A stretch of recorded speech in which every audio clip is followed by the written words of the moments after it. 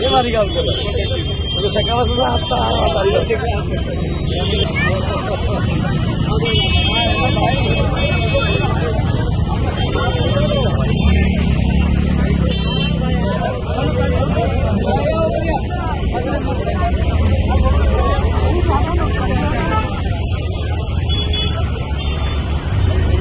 बोईसर अहमदनगरमध्ये पालघर लोकसभेचे बहुजन विकास आघाडीचे उमेदवार राजेश पाटील यांचं पुष्पाने स्वागत करण्यात आलेलं आहे।